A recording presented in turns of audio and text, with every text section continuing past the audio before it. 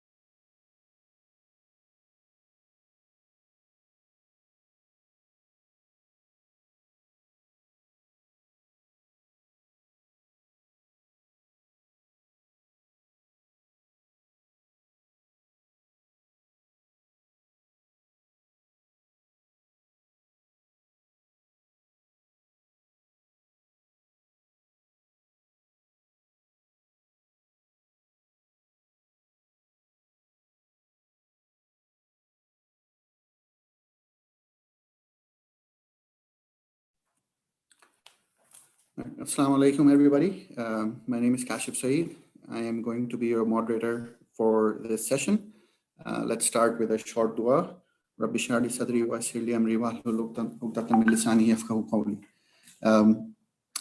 Let's talk about some housekeeping items. It's really important that everybody follows the rules, so I just want to lay out the housekeeping items.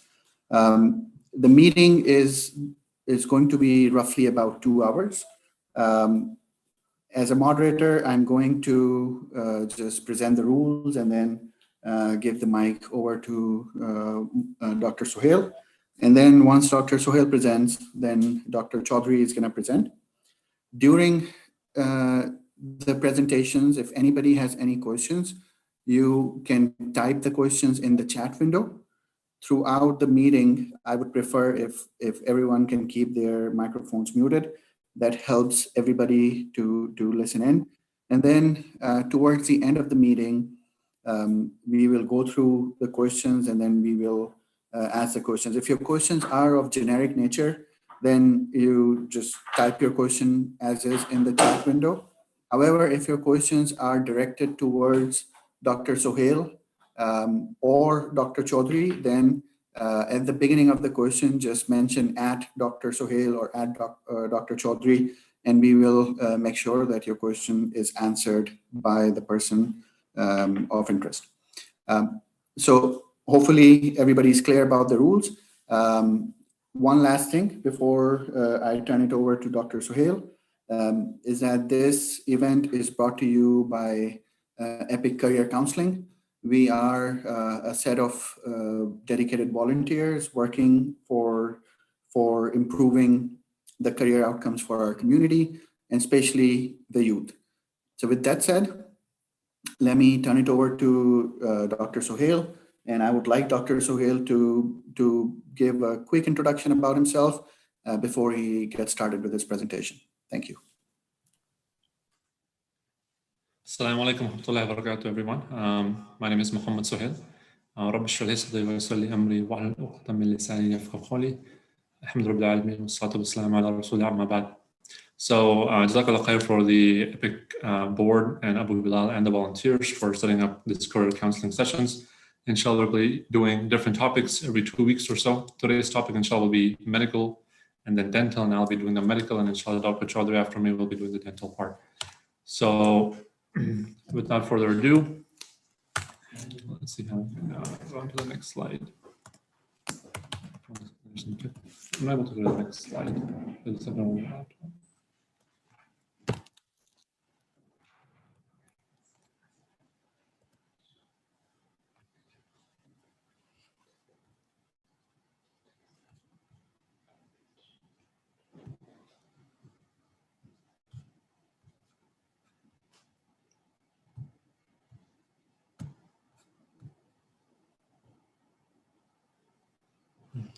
Let's go back and start sharing.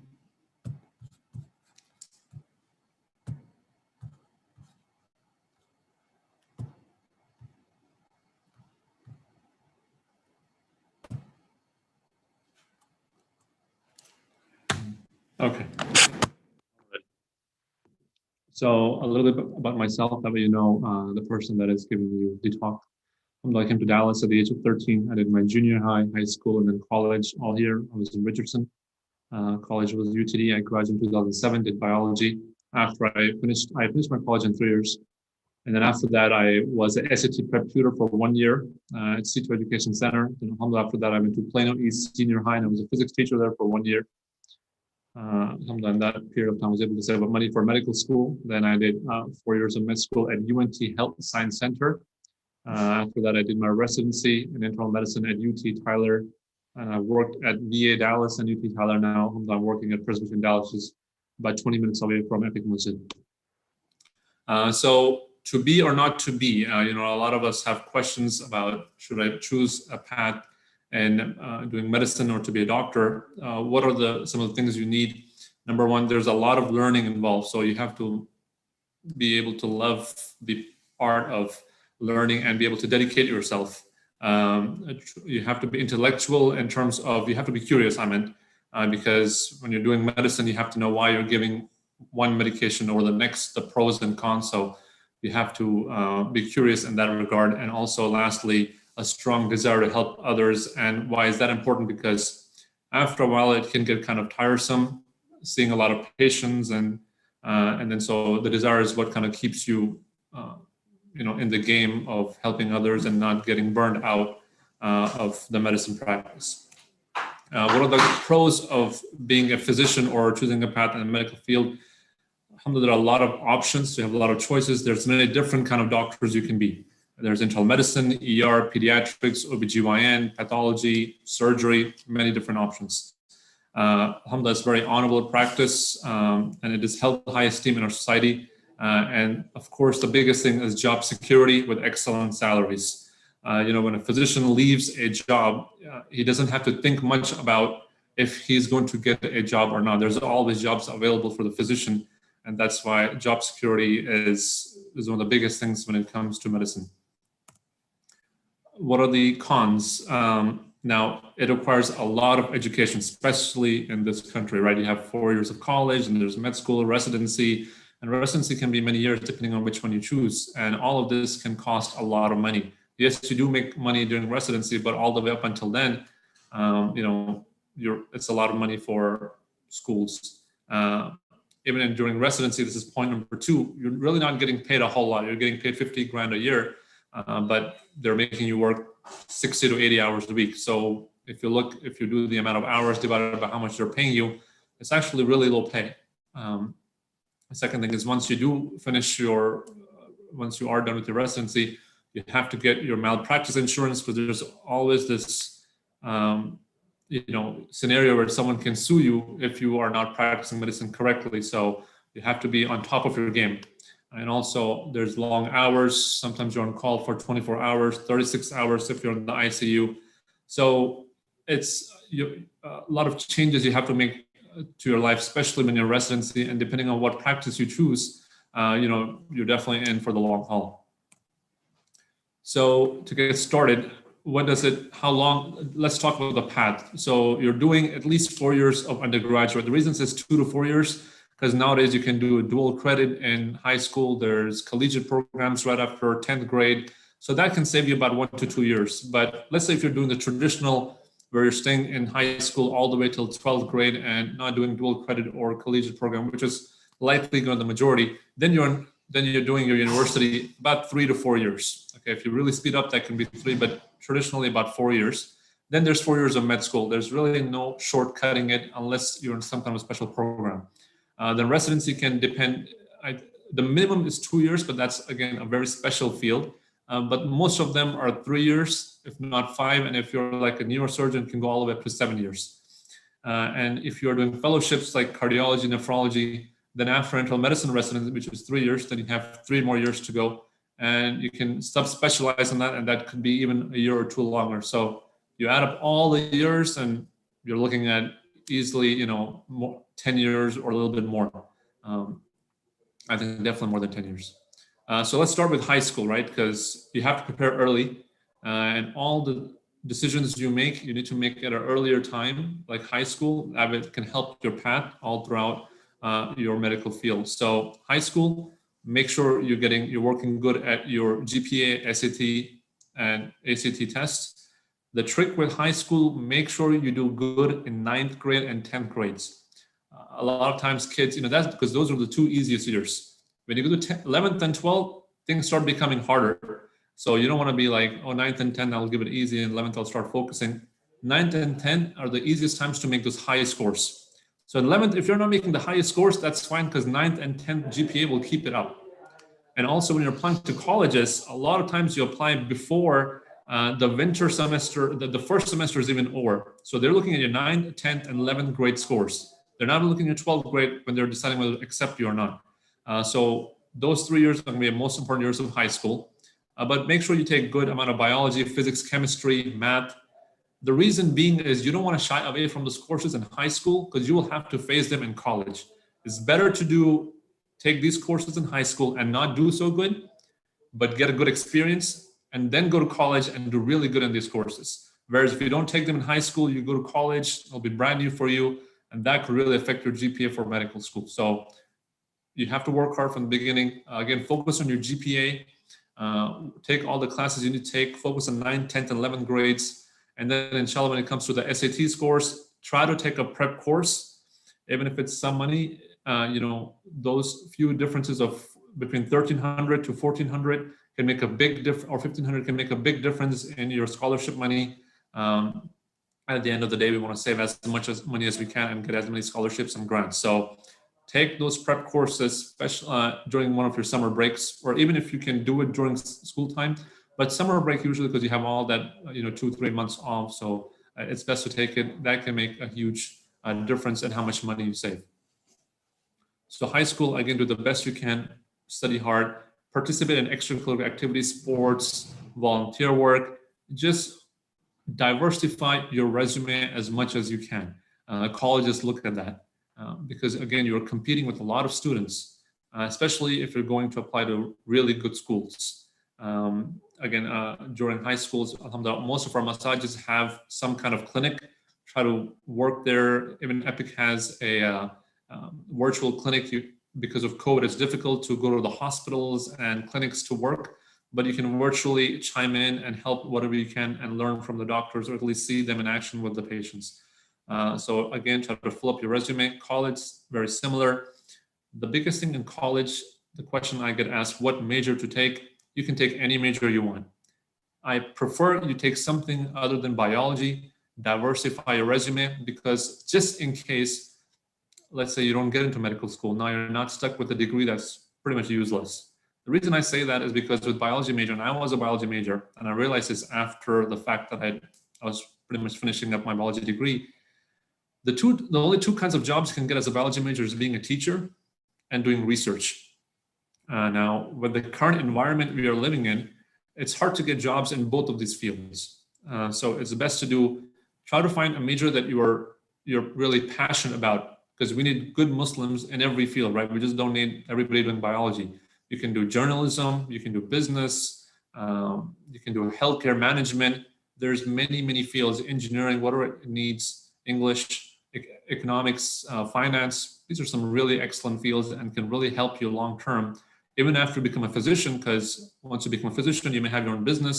Now that business degree and finance degree can really help you out in terms of investing money or setting up your own practice. So try to pick a major, something besides biology.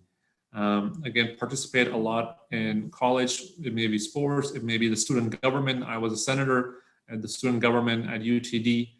So really, do other activities that really shows off how different you are from the other candidates that are applying to medical school. And during your sophomore year, if you can find a research professor at UTD or at your college, that way you can have that additional research experience when you're applying to medical schools, and it looks good. You've had all this you have a good GPA, let's say, inshallah. Now you have research background, you have volunteer work, you're part of the government, let's say student government. Hey, that looks like a great candidate right there. Also, one thing, majority of the people that apply to medical schools will come from a biology major. So the reason you pick a different major is now the medical school will like having different majors. They just want all biology majors. So that's one way you can make yourself more marketable. Again, and the last thing when it comes to colleges, personal statements, you have to do that. Your MCAT, which we'll talk about more, you'll have to work on your interview skills, letters and grades, obviously, and then letters of recommendation. Now, the thing with letters of recommendation, you have to get it from professors, obviously, right? And also maybe from physicians that you shadowed under.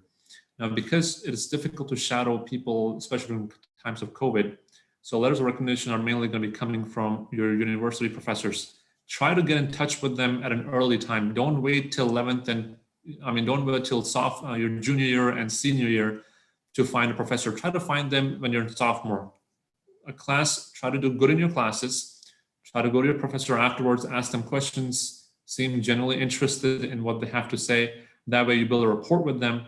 And then at the end of the day, when it's time for you to apply for medical schools, you can go back to them and they'll remember you. Hey, this was a good student that would always come and ask me questions and it actually did good in my class. And that can help you, and he or she can help you write letters of recommendation. Because at the end of the day, you don't want to be thinking about who will write my letter. And you only have, let's say, one more semester or 2 more semesters to go and you don't have anybody to write letters. So start thinking about that early on. Colleges, again, like I said, there is no required major for medical school. You can be any major you want. You don't have to be a biology major. A very common misconception. There's no perfect college, but again, the type of college you pick will make a difference in the sense. Now, let's say someone goes to Harvard and someone goes to UTD or any of these other schools. Let's say you guys both ended with the same GPA and same MCAT score. obviously the medical school will go with the person that graduated from Harvard.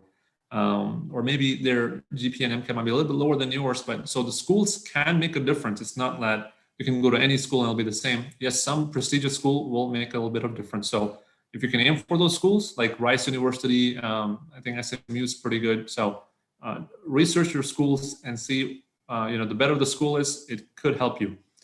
Again, GPA and MCAT scores.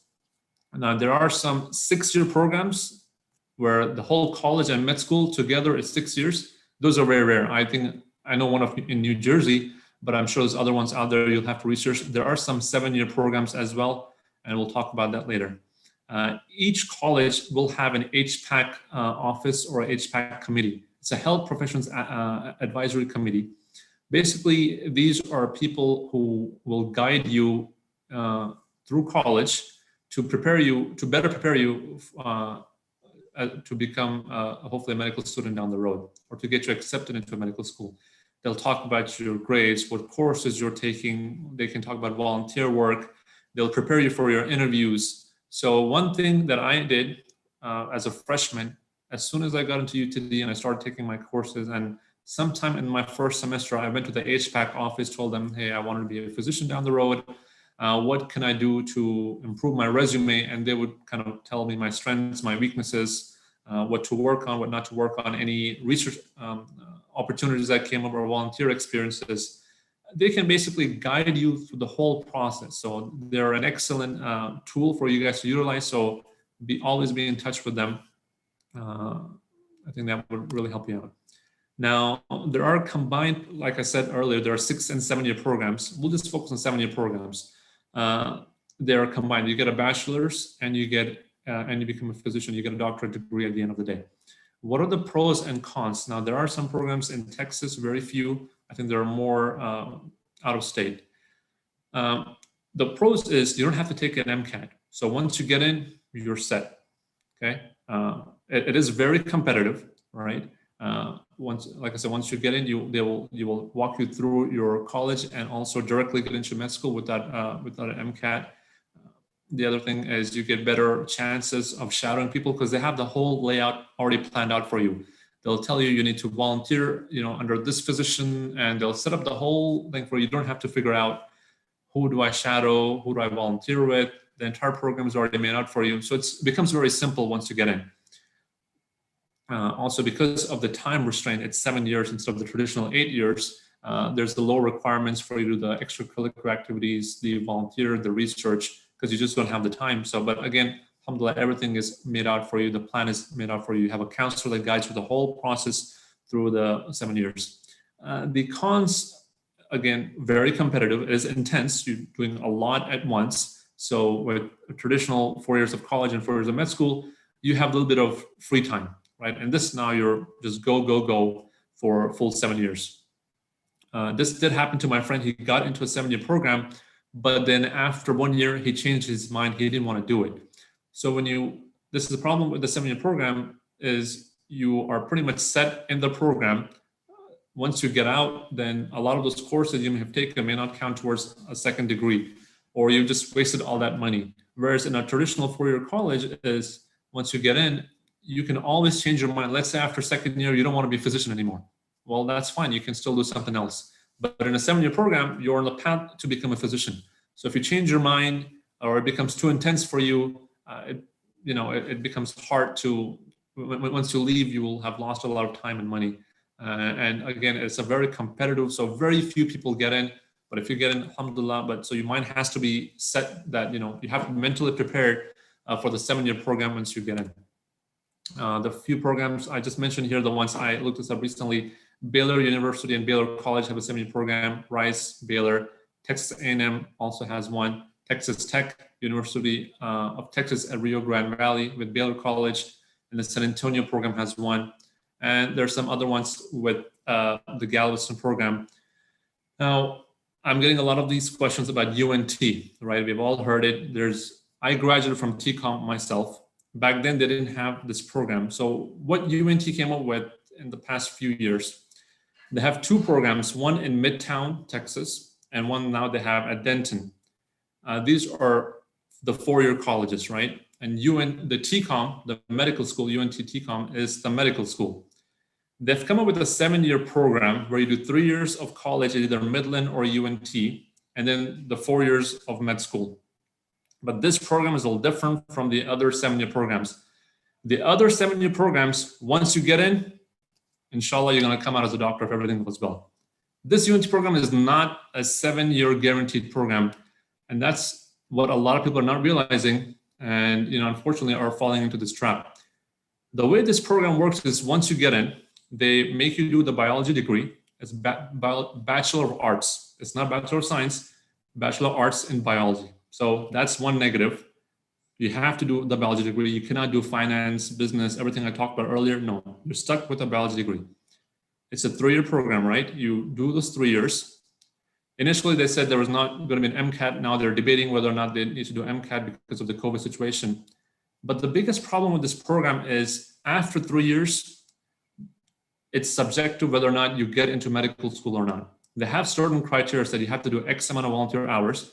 You have to maintain your GPA above 3.5, which, by the way, is a very low GPA when you're applying to medical school. And we'll talk about the average GPA med schools take in. So they set the bar very low.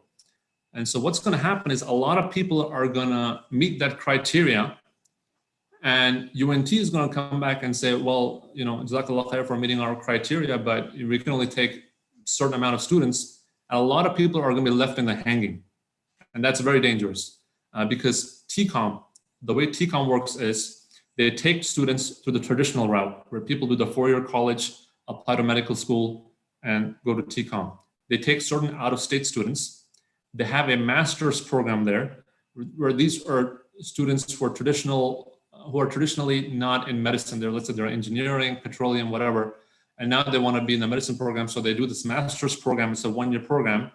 And when I was there back in 2009, the top 33% of their class out of 100, which is about 33 students, would get into the medical school. So TCOM is already getting students from different pathways. Most of the students come from the traditional 4-year college. And now they're going to take some students from the Midtown and then from UNT. So not everybody, let's say 100 people apply to this UNT TCOM program for the 7-year program. Not everybody's getting in, even if you meet the criteria, because I actually spoke with the people at UNT, so I'm not making any of this up. It is a subjective criteria. They can look, you can meet all their criteria, and they can say, no, we cannot take you because we've already met. Because you have to realize when a lot of DAISY people are applying to this program too, right? But they cannot just take all the DAISYs. You have to have a certain number of Caucasians, certain number of Blacks, certain number of Latinos, certain number of Indians or Pakistanis, whatever it may be. So now the amount of people going in is going to be very short. And what's going to happen is, for the students, why I don't advise this program is a student goes into UNT program thinking that this will get me to medical school. I don't have to take my MCAT. The GPA has to be more than 3.5. So this whole time, the student may be aiming for a 3.5 or more GPA. Let's say he ends up with a 3.6 or 3.7. And now he doesn't get in. He's stuck with the biology major in arts. He wasn't preparing to take the MCAT, and so mentally he wasn't there. Now he has a low GPA. So he can still go on and finish the program as a 4-year program, but he's going to be left in a very unfavorable situation because he will end up with a low GPA. More than likely, he's not going to be mentally ready for an MCAT, and now he's stuck with the biology degree, and now he's competing with everybody else to get into these big colleges. So I don't like this program compared to I like the 7-year program and the traditional 4 years of college and then 4 years of med school. I would not go to the UNT program, but Allahu Alam, you can check with other resources and go from there. Also, a common question about international medical schools. The pros, obviously, you can go there right after high school, right? You don't even have to do your 4-year college to India, Pakistan. Some people do that, or if you go to Caribbeans, I don't know if Caribbeans require colleges or not. So, you have shorter duration, so it's easy to get accepted. They don't need an MCAT score.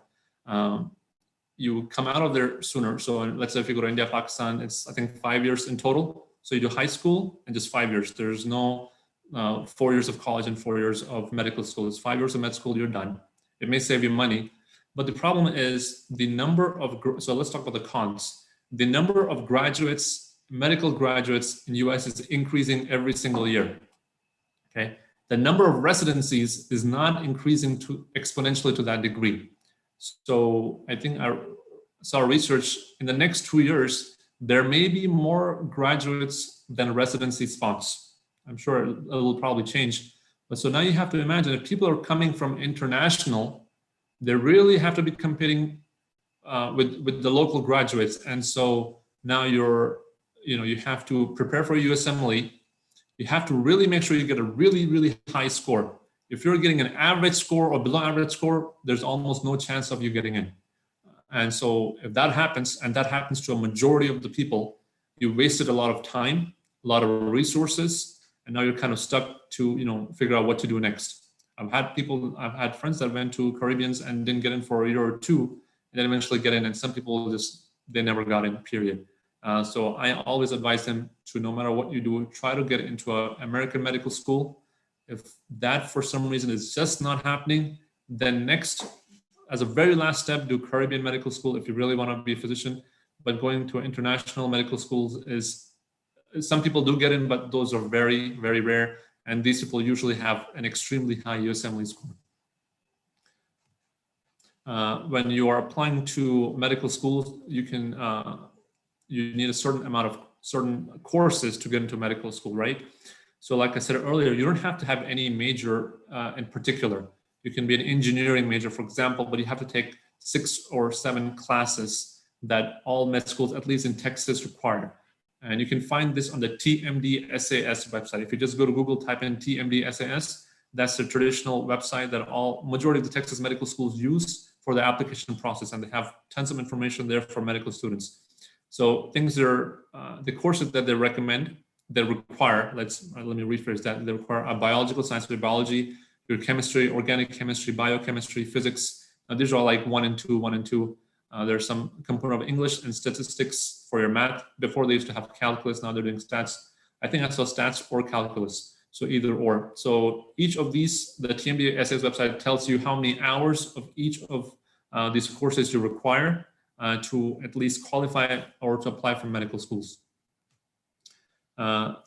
Besides trying to have a high GPA in medical school, you need a really good MCAT score. So we'll talk about MCAT briefly. MCAT, you see the score range there, 472 to 528.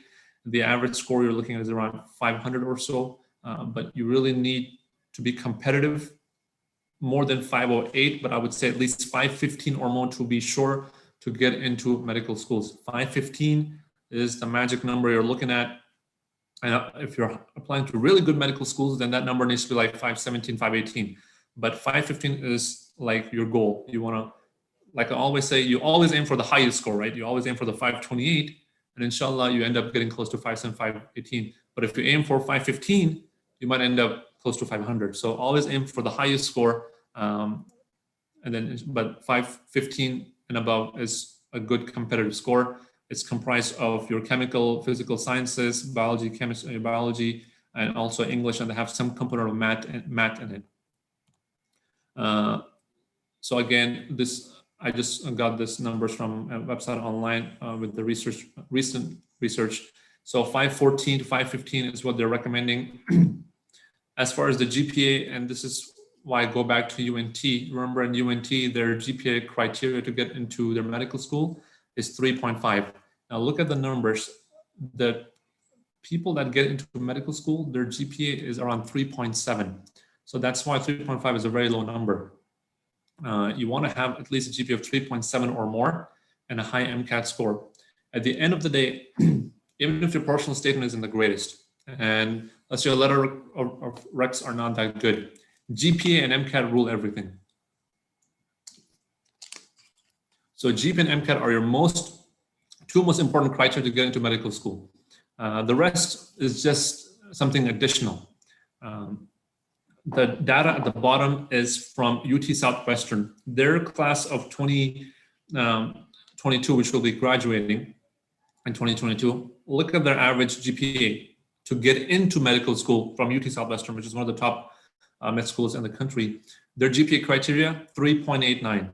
That's their average GPA. Their average MCAT, 517. So it's getting competitive every year. So, you have to make sure you have a high GPA and high MCAT. But that's what you should be aiming for. Again, aim for a 4.0. and for the 528, and inshallah, you end up somewhere close to there. How many med schools are in the US? I mean, in Texas, sorry. Texas has 12 medical schools. You usually apply around May 1st, and the deadline to apply for is from May 1st to October 30th. Always try to apply early. The later you apply, the chances are more of the seats are taken, most of the interviews are gone. It can really hurt you. So key is to always apply early. They start interviews as early as July. So imagine somebody who's applying in August or September. Well, there are already interviews going on since July. So that can hurt you. So apply early, and inshallah you get some interviews starting July onwards. When you go to TMDSS, there's a link or there's a special program. So they have multiple programs. They talk about the MD, MBA dual degree. There's a family medicine accelerated track program, which is 3 years of med school. Okay, so you're 4 years of college and 3 years of med school. So again, 7-year program. There's an MD, MPH, and the MD, PhD. The whole point of all of these combined degrees is that you come out not just with a doctorate, but something additional that you can do a lot with. You can go into law, like medical law. There's an engineering medicine track. You can go into the engineering side of the medicine. So you can really add to your resume. The early decision program, there are a few med schools that do it. I think UNT, TCOM is one of them. And this one you have to apply before August. I think by September or so they interview you, and by October 1st you know if you're in med school or not. So this is the early decision program. I think 2 or 3 med schools do it. In this early decision program, you get into med school by October 1st before anybody else gets in. So look up TMDSS for more information. You've probably met physicians that have an MD behind their name, and some have DO behind their name. MD is medical doctor, and then DO is doctor of osteopathy. How are they different? How are they similar? We'll talk about that in a bit, but basically they both require 4 years of college, 3 to 4 years of college, right? And they're both 4-year programs to finish medical school. You have to pass multiple licensing exams. I mean, besides the SAT, that's college, you have to have the MCAT. Then after that, you have to do besides the regular quizzes and tests that you take in med school, there's a USMLE 1, 2, and 3. And after that, you do your own residency. I think with MD or DO med school, DOs can go to either residency. They can go to the MD residency or DO residency. So you have multiple options at DO. MDs, they can only do MD residency. They can apply for DO residencies. There was talk of them merging the residencies. I haven't kept in touch with the updates if they were able to do it or they're planning on doing it down the road. But there's talks about them merging their residencies. That will open up much more residency spots for MDs. And also we talked about fellowships. It doesn't matter. I mean, whichever pathway you choose, you can be a physician, a surgeon, a neurosurgeon in any kind of degree you choose. As a physician, it's your responsibility to see patients, take comprehensive history and physical. You have to diagnose them, order the appropriate labs, imaging, talk to the patient about care plans, and coordinate care with other medical providers. And they teach you most of this during your 3rd and 4th years of med school. And also, again, you'll be doing that when you're doing a residency. So they're pretty much very similar, the similar coursework, similar timeline. The only difference, rather than go through the entire slide, the only big difference is DOs. They teach you one extra course. It's called osteopathic medicine. And they kind of teach you to work with your hands to kind of fix a lot of the problems of the musculoskeletal system, rather than just give pain medications, for example. So if your neck is hurting, there are certain things DOs can do that MDs are not able to do. Rather than just giving you pain medications and nerve pain medications, DOs can actually go in there and actually try to fix it with their hands, with stretching the muscles and things of that nature. And they teach you this through 1st and 2nd years of med school, and you spend many hours in class learning this, whereas this is the only thing that MDs don't have in their medical school. Besides that, the tests and everything are pretty much the same. As a DO, you can practice internationally as well in many, many countries. I think the only country that has limited scope is France, and I don't think anybody's going to France soon anyways. How much does medical school cost? So in state, I look at the numbers, it's around 20,000, okay? It's a little bit more than 20, like 20 to 23. And this is just tuition and fees if you're a Texas resident and you're doing a med school in Texas. Out of state can be 50K, sometimes it could be even 70K, depending on, like, West Virginia University, when I when I was applying, I applied all over, and I know I got interviewed from West Virginia, and they were like 70K, and I said, Jazakallah khair, I'm not going there. That was way too expensive. So yeah, 20K is in-state. There scholarships available? Yes.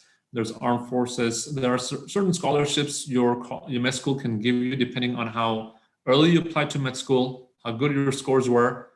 There are private scholarships you have to look for again, but scholarships are very rare and hard to come by. And you're competing with a lot of people, but they are there.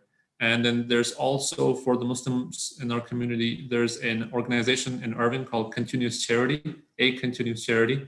And so inshallah, what they do is they look at your scores and how good of a student you are, what your aspirations are, and how far you are in med school, or if you're applying to medical schools, they can give you some aid. And the only thing is that once, inshallah, you become a physician, that you give back to somebody when you are able to down the road. One thing that I did, alhamdulillah, that worked out in my favor was when I was after even during college, I would try to save every penny I can. So I wasn't, going out and eating a whole lot and hanging out and spending my money in manners that was not going to be beneficial for me. I tried to really save every penny I could. And again, when I worked between college and med school for 2 years, I was able to save X amount of dollars. Again, like I said, barely ate out, just stayed home, ate with my parents, just try to save every penny I could. And that helped me out a whole lot. And then I got some grants and scholarships during med school. And by the time I was done, alhamdulillah, I didn't have any loans. But again, you really have to think ahead, and because a lot of people, what they do is when they start getting loans. Now, one thing about loans in med school is back in the day, there was a time when if you got the loan, you didn't have to pay interest till you graduated, right? But now things have changed. Now, as soon as you take the loan, interest starts accumulating from day one. So a lot of mistake people do is when they get this $20,000, $30,000 year one, they spend in the tuition fees, they have 10K remaining. Now they go get this big TV, they get a car, they get this and they get that. And what happens, you have to pay that back down the road. It's not free money, right? It may seem free to you initially. So now once you're done with med school, now you owe 200K plus accumulating interest every single day.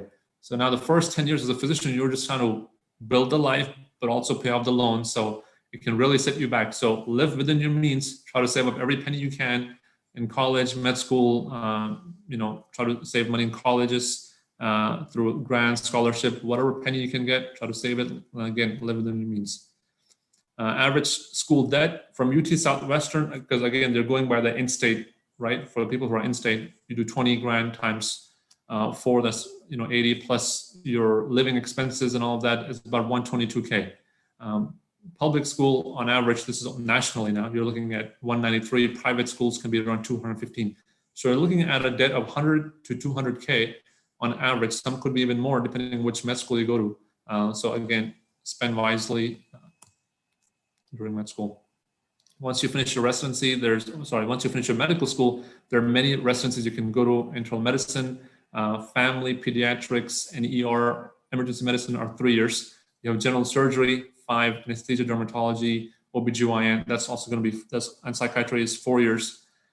Also now, if you subspecialize, it could be even longer. And if you're doing fellowships like cardiology, nephrology, that's 3 years on top of internal medicine, okay?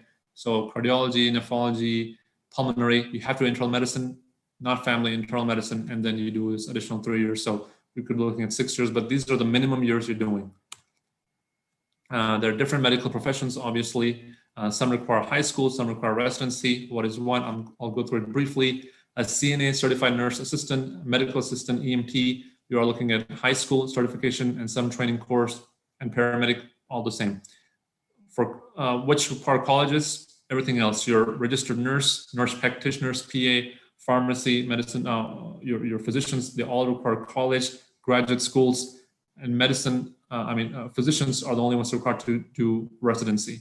So this is the long pathway you're looking at what different professions require in the medical field. A registered nurse, you're doing Bachelor of Science. It's a 4-year program, then a graduate 2-year program. You take your licensing test, and that's basically what you find in hospitals. These are the nurses that kind of put all the orders in, tell the doctor if there's something wrong with the patient, they call them, and get orders from the physician, clean the patient up, and administer all the medications. That's what a registered nurse do. A nurse practitioner is a step above. A nurse practitioner, she is either a registered nurse or some form of a nurse, and then she goes to school additional, get a master's degree for 2 to 4 years, and you pass your licensing exam.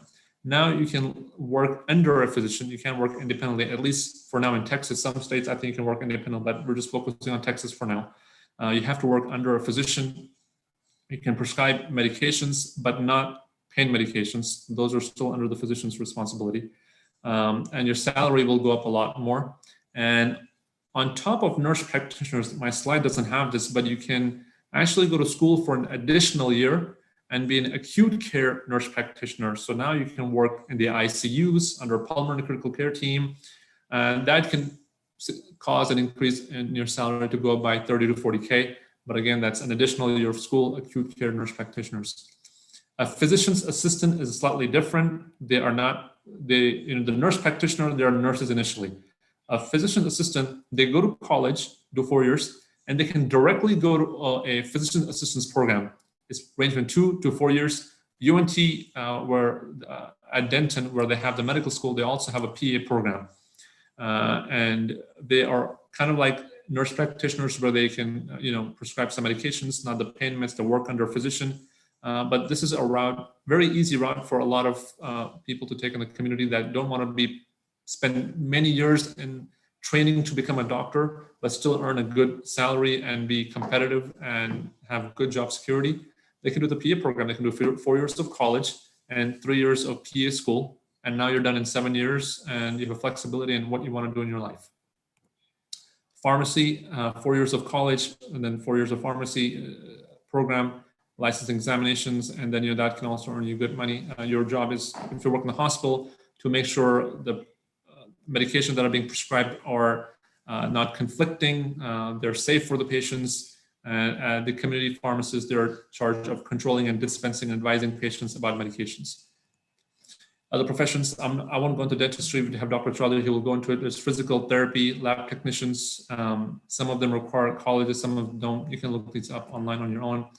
Let's talk about debt and annual income. I know one common question a lot of kids have for me is, how much money does a person of a certain field make? So here are the incomes. CNAs, 25K, and goes all the way to nurse practitioners, registered nurses to 65, nurse practitioners and PA, you're looking at 90K. PAs, I think, usually make more than 90K. They're going to be around 100 to 110 range. One thing to remember, in bigger cities, nurse practitioners, PAs, MDs are going to make less money because there are more of us. If they go to more rural towns like Longview, Tyler, or anywhere far away, you'll make more money because they have more need, because people don't usually want to live in these towns. And so you can get paid much more in these rural areas. With the population growing, they're also not so rural anymore, but you get my point. In Dallas, the salary is a little bit less, and outside it's more. The physician MD, it says 190. That's towards the very low end. Usually hospitalists make around 240K a year. If you have a private practice, you could be making more. And if you're a surgeon, orthopedic surgeon, depending on, again, the more you work, the more money you make. So if you're doing a lot of surgeries, you could be making $1 million or more. Some surgeons are making 300 to 400, depending on how much they work. But 190 is like towards the very low end. Again, the more patients you have, the more you work, the more money you make. This is something I tell everybody, regardless of what field they're in. So I want to share this with you. Tips to be successful. Number 2 is always hard work. It's not number 1. Number 1 is be religious. People overlook the religion part. Be religious. All the success I've had in my life is, from the dua of my parents, and Allah subhanahu wa ta'ala played a big role. Obviously, I tried to stay away from all the things that usually distract the kids during high school and college life. So put things into aspect. Allah subhanahu wa ta'ala can make everything easy for you. When I was thinking about medical school, I wanted to stay away from interest, but I did not know how I would go around doing it. Allah subhanahu wa ta'ala made a plan for me, and alhamdulillah, through his plan, I worked 2 years between college and med school, saved up money, got scholarships and grants. Alhamdulillah, I ended up without any loans, and everything worked out for me. So Again, Allah subhanahu will make miracles happen for you, but you have to work on your deen first and then work hard, and Allah subhanahu will make everything easy for you, inshallah. If you have any questions, you can email me here, but right after me, we have Dr. Chaudhry who will talk about dentistry. So stay tuned. Assalamu alaikum. Do you want to pull up this PowerPoint?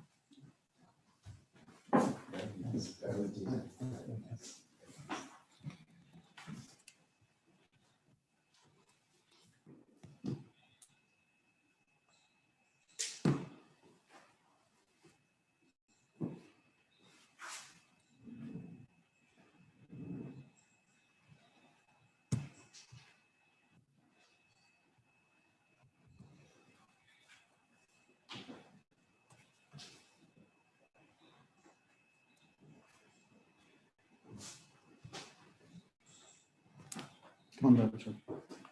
All right, so Jazakallah khairan. I'm going to invite Brother Chaudhry. He is going to be talking about the dentistry in general and then dental schools. Thank you so much. Assalamu alaikum wa rahmatullahi wa barakatuhu. Bismillahir Rahmanir Rahim. Thank you.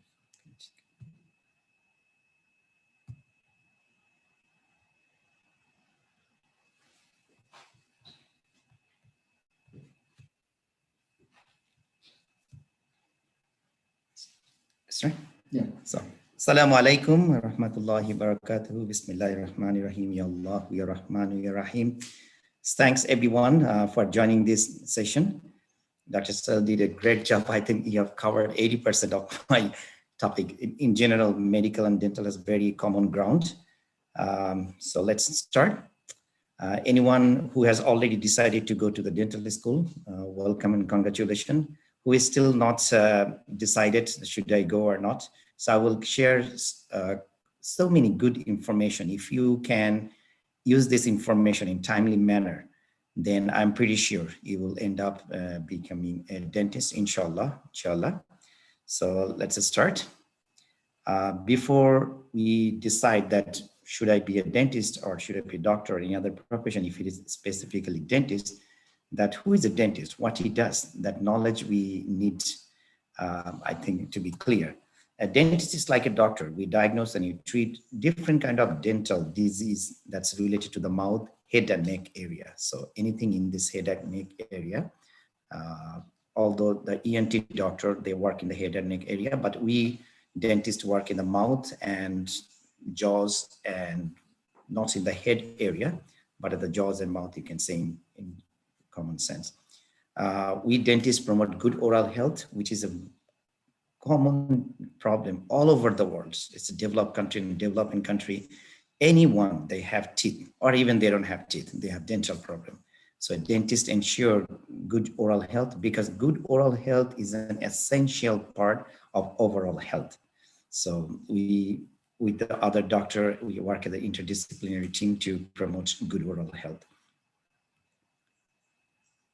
If we break down the word, the dentist, it's very interesting. I can break it down. The dentist is a doctor because a doctor diagnoses and treats different kind of diseases. They do overall body diseases and we do dental. So a dentist is kind of a doctor too. A dentist is like an engineer because a dentist build up broken tooth, damaged tooth, any kind of damage by accidental, by infection. So a dentist rebuilt it, reconstruct it. A dentist is also, it's like an artist because we beautify by building, by rebuilding, by renovation, by replacing, we beautify patients' smile. So in that context, a dentist is an artist too. So it's like a combination of three professions. If you think about that, I want to be engineer, I want to be a doctor, I want to be an artist by together, then you can choose dentistry. In general, people think that dentist means who just does extraction, filling, or maybe cleaning. But this is the, I would say that the lowest part or the most common part in dentistry. There are different types of dental specialty. If you see here, general dentist, pediatric dentist who work with the kids, endodontics who work with the root canal, orthodontist who align your crooked teeth, prosthodontist who replace missing teeth, oral surgeon who does a complicated extraction, any kind of facial surgery, any road traffic accident reconstruction, oral surgeon does that. Periodontics, they deal with the patient's gum and implants. Now, what factors should I think before I decide that I want to be a dentist or not? If we break down into the pros and cons, it is one of the respected profession like the medical science. There are a few dentists all over the country. If we go for the doctor and dentist and population proportion, there is a less number of dentists compared to the medical doctor. There is a statistics in 2018 that there are 42 to 108 dentists for 100,000 people. So there's a huge need, and as with this huge need, when you help people fixing their oral health, it is a very well-respected profession. You can ability to help people. As I said, that there are a few number of dentists proportionately per 100,000 of people, so you can help the people in need. Stability, there's good job stability. If you work for somebody or work for the hospital, there's a high demand because of that, the low dentist and population proportion. Self-employment, 80% of the dentists after graduation, they open their own practice and they are self-employed. So it's a freedom of working within your limits. Balanced lifestyle, dentists never work at nighttime. They work from 7 to 5, 7 to 4. Weekend, not all dentists work. So you will have a balanced life if you want to spend time with your family, you want to do the community work. So you will get a very pretty time to do those balanced life. There is decent income, definitely. And if you think about it, what are the cons? First cons, it is very competitive. Okay, as a number of students they take versus the medical students, it is very low number compared to the medical school. So getting into it, very competitive. It is tough, but it's not impossible. We'll talk about how we can make it happen. Education, like med school, you have to go through 4 plus 4, 8 years. It's long education, time, learning time, gaining experience time. It is a stressful, like any other profession. Definitely it is a stressful, but we know how to break down stress. We have to go, if you have a plan, if you go according to your plan, then yes, you can deal with the stress. Let me see. Debt, if anybody wants to open their own practice after the graduation, dentist is all about technique, technology, and equipments. So initially it might take 500,000 to 100, so $1 million investment. So that's looks like a huge money, but it's worth it. It will be paid back. So don't focus on that, what should be the debt. But as Dr. Soel explained very nicely, that if you, from the student life, if you go with the plan and you are not a wasteful person, you save money, and then from the family, they can support you. If not, then definitely there's a financial system they can support you, and you can overcome this debt very soon. Set up own practice that goes under the debt and school tuition fees.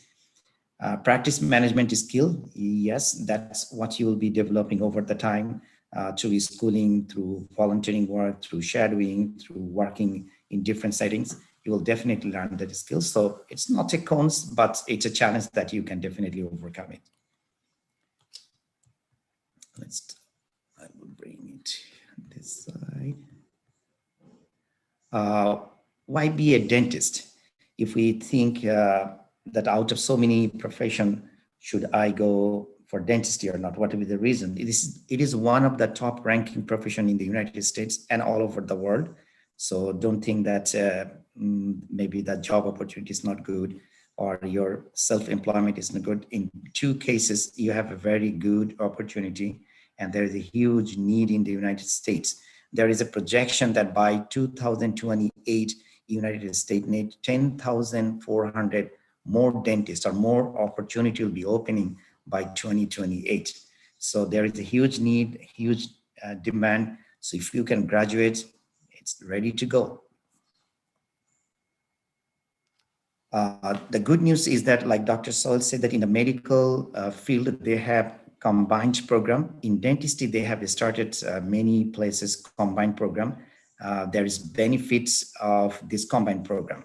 So let's see that who can do the combined program. Just after the high school, if you can enter into this program, uh, uh, so you qualify for it. If you can qualify their requirement, fulfill their requirement, then definitely you can enter into it. And once you enter into it, like the med school, that you don't have to go through this application process, it's a very complicated process after doing the bachelor to get into the dental school. But once you enter into the bachelor in science program, that same school will help you and guide you to end up with a dental school.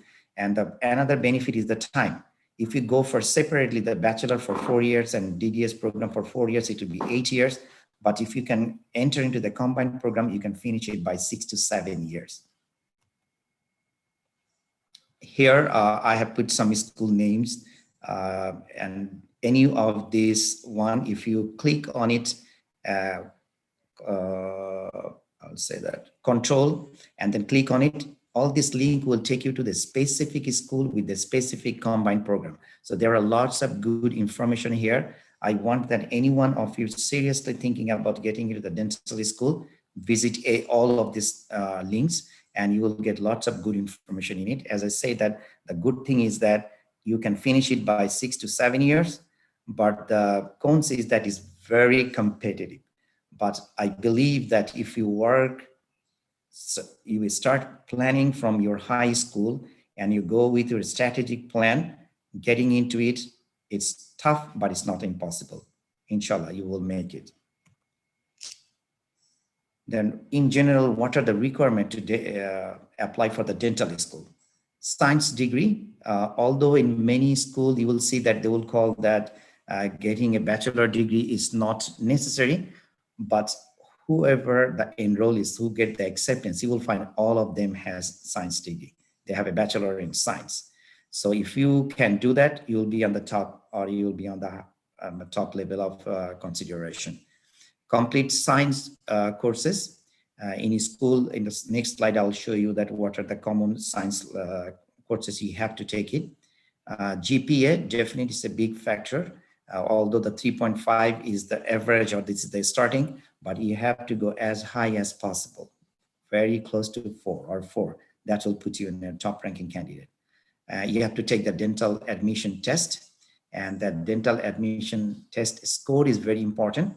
19, 20, this is like an average, although any students who have been accepted, they have to have at least 19 to 20, but 19 to 20, that score is considered as kind of average.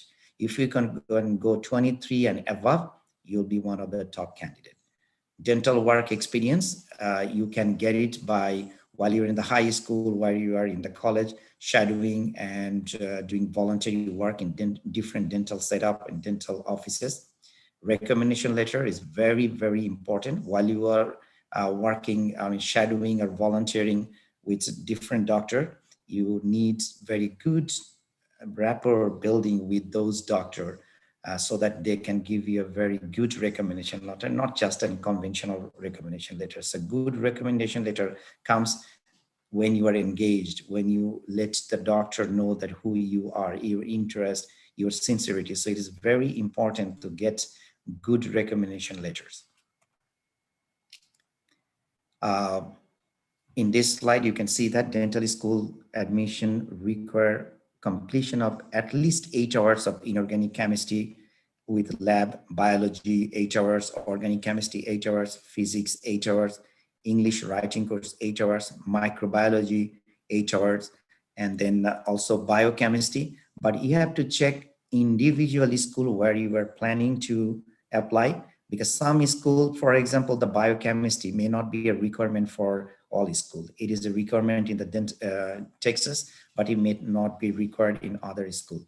But if you have the biochemistry courses you have taken before you apply, that's definitely will help you to take the dental admission test too. So where you are planning to apply, based on that, you have to find out what are their mandatory requirements. Dental school admission, as I said before, although measuring science is not I would say the mandatory requirement that they mention on their website, but anybody who will be accepted. Nowadays, everybody has, they have a bachelor in science degree. They will say that, yeah, measuring in science is not mandatory, but you have to have that pre-dental science courses that I showed you the past previous slide. Undergraduate degree, bachelor degree, as I said, that if you have it, you'll be better than the candidate who doesn't have any bachelor degree. How many years of dental schooling? Dental school is 4 years. First and second years, school will teach you biological science classes more, like even though you have taken the biology classes before, but it will be in depth in more, I would say that expanded way to know about biology and the medical science, how it will be correlated in dental science. You will begin clinical education through simulation. You will be working on the typodonts on our robotic body. But and third and fourth years, sorry, here it shows the third and second year. It will be in third and fourth years, you will directly deal with the patients, not on the simulation anymore. And some practice management instruction, school will teach you how to manage your dental practice when you'll be graduating and running your own practice. So dental school definitely is overwhelming, is challenging, is stressful, but I believe as I went through this, and boys and girls who went through it before you, if you have proper guidance, if you have support, you work hard, you keep good connection with Allah subhanahu wa ta'ala, and every steps you seek help to Allah subhanahu wa ta'ala, then it is verily achievable. Anyone who will work hard, who have good connection with Allah subhanahu wa ta'ala, I'm sure that they can make it, and you can make it too. To become officially a dentist after 4 years of schooling, you have to take, you need 4 years of certification, which you will get after 4 years of schooling. You have to take a national dental board examination, and well, you will be the dental school. Dental school will help you to prepare for this exam. So it is very easy. They will guide you. All you have to do, just you follow that guideline. And after passing the national dental board examination, to practice as an individual and independent dentist, you have to take the licensing exam, which is also called clinical exam. It is on the patient, it is on typodonts. Again, your school will help you, prepare you to take this test too. So if anyone who is in the high school and they have a dream, they want to be a dentist, now it's time to prepare for your dental school. If you start working in 11th grade and 12th grade, to me, it looks like it's too late, because you need lots of things to build up before applying in the dental school. So if you are in high school, anyone who is listening this lecture, there is in the 9th grade and 10th grade, starting today, sit down, make a plan, how we will do it. And if you follow this, my presentation, which you can get this presentation by emailing to us at the end, I will show you the email. I will forward this email with lots of very important links before you start planning to be a dentist. It will really help you. So if you're high school, start now. So let's see. So what should I do even other than the academic work? While you are in school, yes, you are working hard to keep your GPA high, to take science classes. At the same time, you'll start learning about what is dental admission test, what are the subject, and based on the subject they'll be tested, you can take even extra courses, not in the school, it could be online. There are lots of resources I will show you afterward, and you can start preparing. Even, for example, you are now in 10th grade. So volunteering is very, very important. Shadowing is very, very important. It is true that you need very good GPA, your science courses, outstanding performance over there, but you have performance academic score and performances, but you have no volunteering and shadowing experiences, you will be kind of in the lower level of the application process. So volunteering and shadowing is very important because it helps you to look your resume good, gives you experience, teaches you to apply an interview for admission. When you are working with a dentist, you ask so many questions, you ask them what are the common interview questions, how to answer. So working with that environment with dental assistant, dental hygienist, dentist, you will get lots of real life question and answer. It helps you to practice and develop your skill. You have many skills, even you don't know. Maybe you have a skill, but you don't practice it. But when you are using volunteering and shadowing, that location, that facility will find out your expertise, and they will allow you to practice it in many ways. So you can develop your skill. You can expand your network because while you are working in the dental environment, you will be connected with different kind of dentists. So you can get lots of information, especially like whenever you need a recommendation letter. So you can get a recommendation letter maybe from 3 different, maybe 2 different dentists.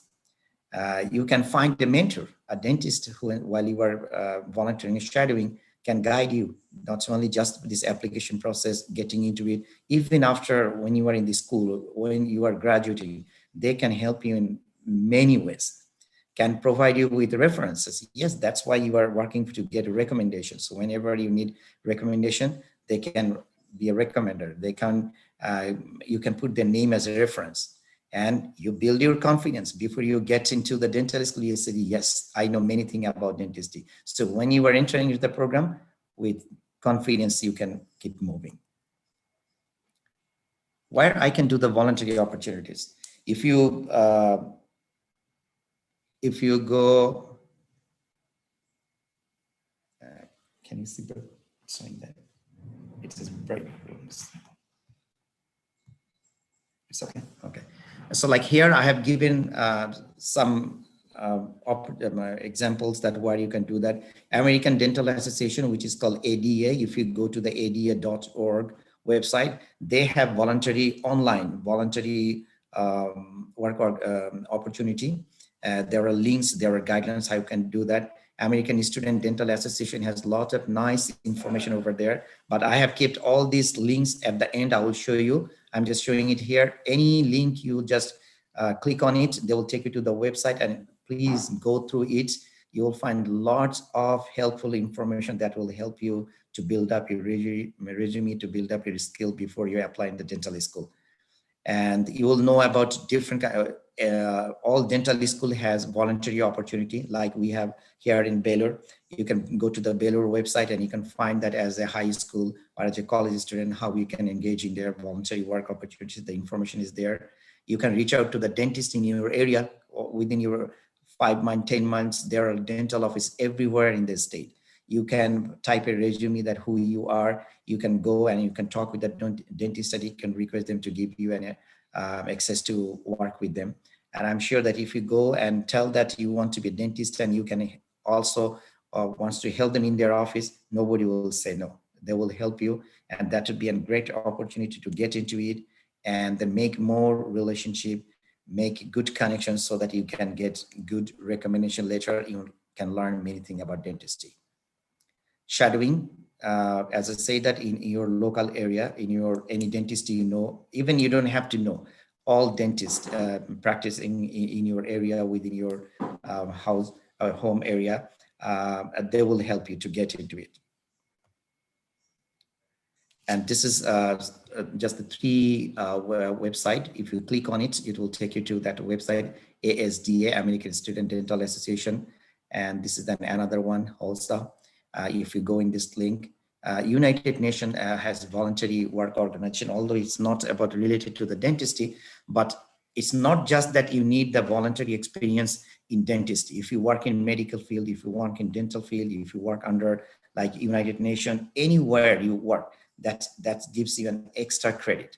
But if it's related to the dentistry, yes, that gives some like extra credit to you. So while you are, as I said, that while you are in the high school, you can start working. You can see that this Texas A&M University has a summer program for high school kids. So anyone who you are in 9th and 10th grade, call this Monday, find that what are the high school summer the program, pre-dental program can be available for you, because they have an application process, they have an interview process. So call them, because they start taking application if few months before the program starts. Southwestern Medical University Center, they have student diversity and inclusion program for the high school. You can also check with them. Participate in research. If you're in 9th grade and 10th grade, then you don't have that much opportunity to get directly into the research work, but National Institute of Health, Stanford Medicine School, and UT Southwestern, they have summer program for high school kids. So again, if you are interested to get into the dental school, please start working on it. Call this Monday and find that what are the opportunities when the application process starts, so you can participate in this research project. You don't have to go anywhere online. They will guide you to do online research project. So as I say, that when you are in 9th and 10th grade, even or in college, 11th and 12th grade, you can learn so many things beyond your school curricular activities or school subject. This is an exemplary, an outstanding website called edX, edx.org.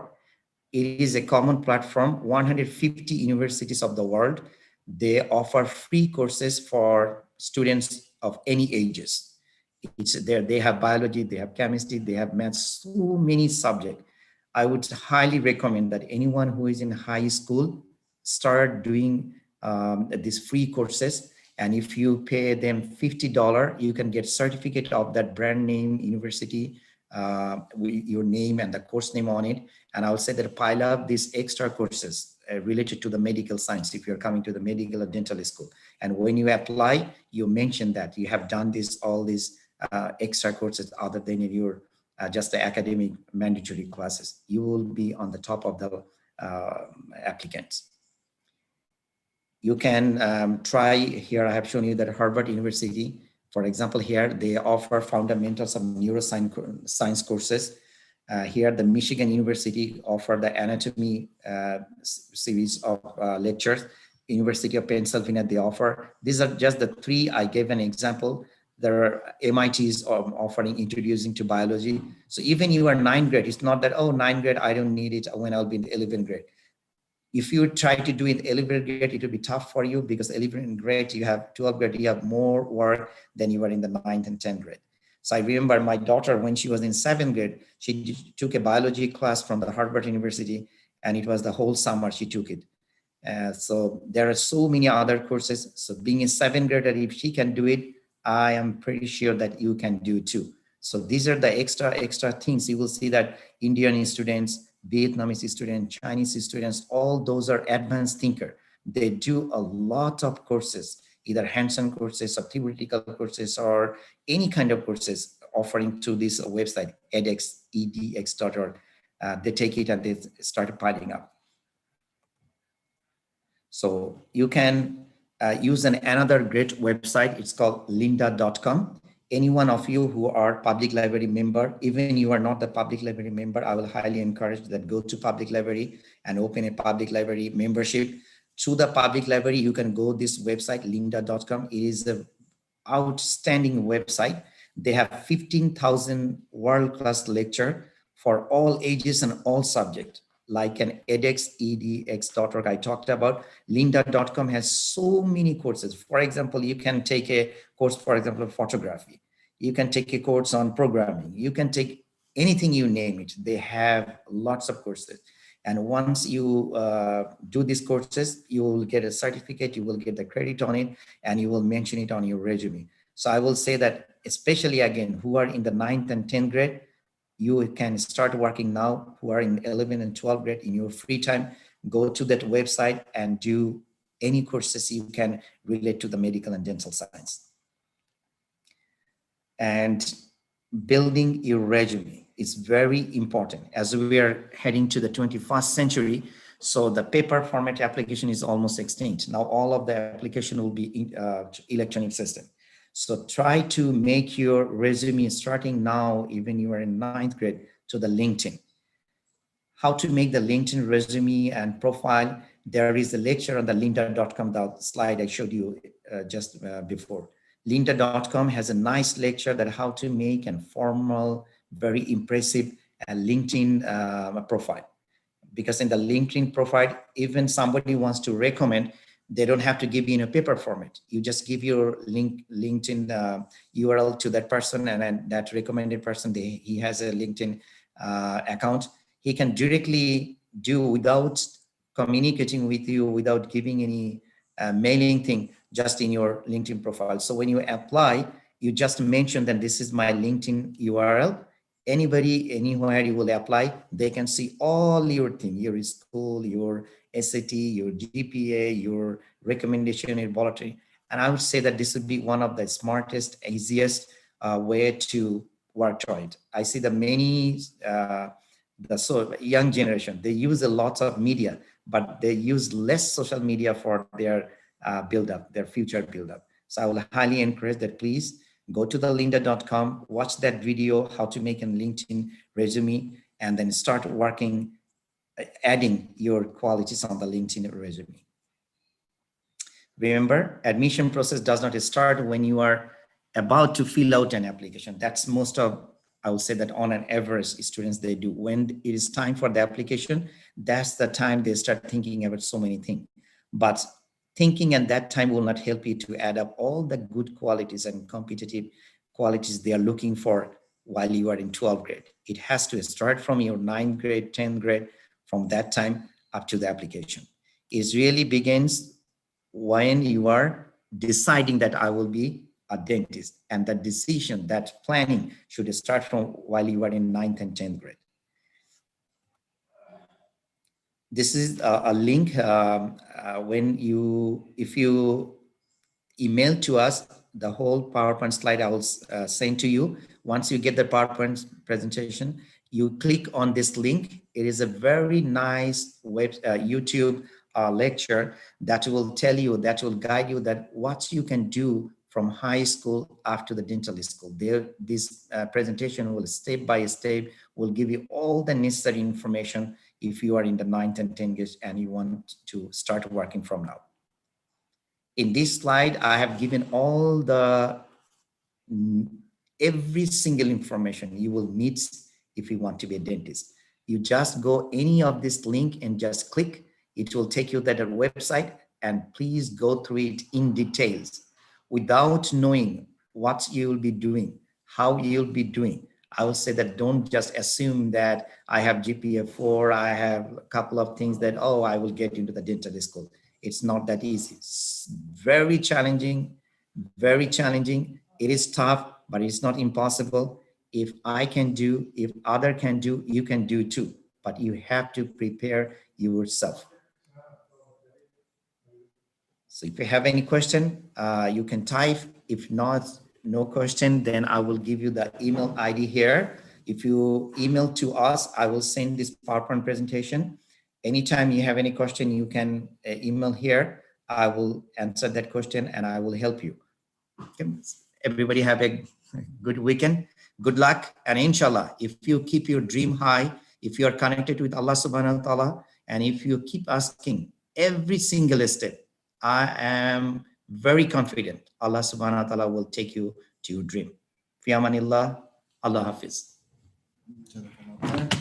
All right, so we are going to go through the Q&A. Just 1 second. Let me get to that screen.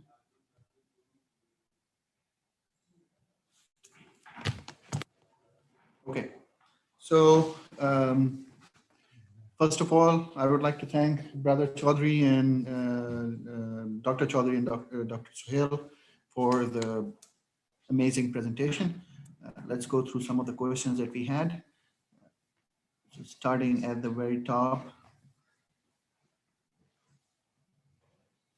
So Dr. Suhail, in the beginning, you talked about different majors that students can take. So one question that I have is, if someone takes finance as a major, wouldn't there be minimum credit requirements for taking science subjects to get into a medical school?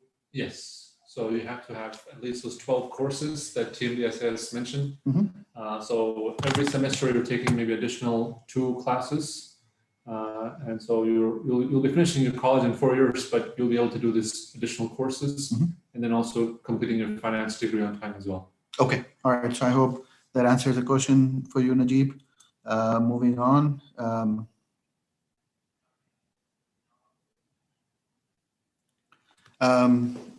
Another question we had is about the UNT program in osteopathic medicine.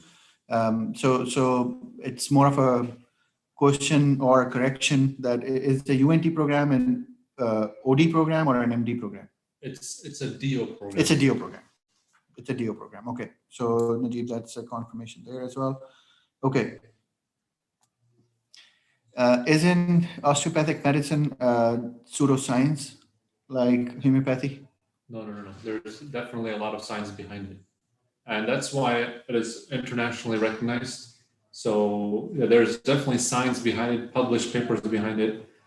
Trust me, in America, if it was a pseudoscience, they wouldn't be calling it doctors. So there's many, it's been here since the 1800s. So yeah, nothing pseudo about it. And in your presentation, you talked about a lot of similarities between the MD right. and the DO Like program. I said, they teach you everything the MD school teaches you. They just teach you one extra class. So after you finish DO school, you don't want to do that one extra class. You don't want to practice it. Then that's fine. A lot of DOs don't practice that osteopathic medicine part, but they practice everything else that the MD school teaches. So it's exactly the same thing. They just teach you one additional class, nothing else.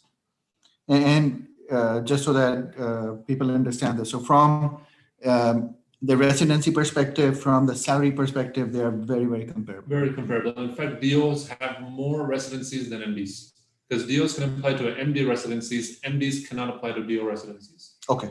All right. Thank you. Then there's a question for on the dentistry side. How much does it cost to become a dentist? How does it compare to the cost for becoming an MD? It's almost same depending on which schools you are. For example, you are in NYU. This is one of the private schools, very costly. It's minimum $400,000. But if you can go to the, for example, LSU is a state university, it will be like far less than half than this. Okay. So it's school to school it varies. There is no on an average. It's like 200,000 plus. Okay. So to me, it looks like thinking about that. How much will it? Don't think about it. Get into it. Get it done. It doesn't matter. You can pay it. Okay. Main thing is you have a dream and you have to get into it. Find out how we'll get into it. So to summarize, the cost is very comparable to the cost for going to medical school. And if you go to private colleges, just like in medical school, it's going to be more expensive. If you go to public colleges, it's going to be less expensive. And then since I'm in academia, I can tell you that a lot of times when I deal with students, they are, especially the domestic students here, Caucasian Americans, they are more concerned about going away from home. They are not worried about institution that they would get in Texas. Rather, they want to be away from their homes, which of course is going to be expensive, right? So if you end up going to California, you're going to be paying out of state tuition, versus if you pick a school in Texas, you're going to be paying institution. Yeah, and it's like 3-4 times more than where you are, right? Right. So you are taking more burden on you that before even you didn't start earning, but you already took a $400,000 loan on you. So it's better to go either in state or in a competitive public schools where you have to pay less. Okay. All right. One question I have is, I'm not sure if this is for getting into a med school. This seems more like related to a residency, but I'll still ask the question. Any advice for a pre-med student who applied this cycle but hasn't received an interview yet? I think it's getting into a medical school. So yeah, so for that, it's case by case basis. I would have to kind of talk to you personally to see what your MCAT was, what your GPA was. Let's just say, if you use generic terms, if your MCAT score was low, I would advise you to retake your MCAT. Don't wait around till April and hope for an interview. By now, you should know how many interviews you're getting. And if it's not a good response, it's time to either start thinking of retaking your MCAT, or if you don't want to go down that burden and you're not really interested in medical school, then maybe choosing a different pathway. But you can't really change your GPA at this point. It may be too late for that.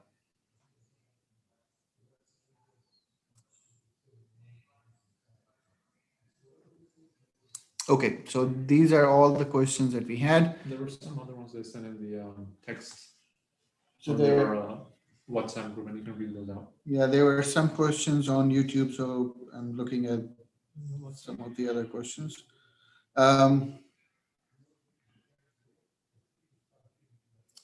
Is USMLE a complicated process? It's just any other test, just like your MCAT, your SATs, you have to prepare for it.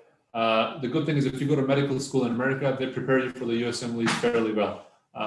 During med school, you take your first USMLE before applying to, during your third year of med school, you're going to be taking your second USMLE, and then during residency, you take your third USMLE. So your med schools prepare you fairly well, and you have a long break time in the summers, at least in the med schools in the US, to study for them and take them. Whereas I think international schools, they may not prepare you as well. That's why a lot of the international students, they don't typically do well, and very few do. One other question that I have is, I want to switch from a dental school to a medical school. First of all, is that possible? And if it is, any thoughts on the process? If you're switching from any school, I mean, whether it be dental engineering to medical school, again, you have to start the whole process again. You have to make sure you have taken all the right courses. So I'm sure as a dental, you probably took all your sciences, but then you have to take your MCAT, and then you have to apply to medical schools. And if your MCAT is, let's say you don't want to take the MCAT, then you may have to do through the, there's an option to do the master's program at UNT and hope to be in the top 33%. There's some other programs like that where it's not direct, but if you want to do it directly, then you will have to take your MCAT and apply to the medical schools. Okay. All right. I hope that answers the question. And there was a question for IMGs for getting into a residency program. I don't think this discussion today. I think I mentioned a little bit that, about international medical graduates. To get into residency, you have to have really high USMLE scores because you're competing with American graduates. And so it's going to be harder, but your score has to be in the top percentile to get in. It does happen, but it's not impossible, but your scores have to be the highest they can be. Especially nowadays. I see that 10 years back, it was 80, 85 you get it. Yes. Now 90 above. Right. If you get even 90, still it's not a stamp. Right. But if you're 98, 99, okay, now. Sure. Yeah, one thing I think Dr. Chaudhary brought a good point. So if you look at the doctors and dentists currently, a lot of them in the Desi community, at least, have done a lot of their schooling in India, Pakistan, Bangladesh. As the future comes about, you will see a lot of the doctor or dentistry population or community is going to shrink down because not a lot of people are coming from outside like they were. So we have to make our own doctors and dentists from within our communities. And so that's something that I don't think our community is really prepared for at this point. Okay, well, that's all the questions that we had. Thank you so much for attending. As mentioned before, we are going to share the presentations with everybody who registered. Jazakallah khairan. We are going to stop the meeting here. Thank you. So. Walaikum salam.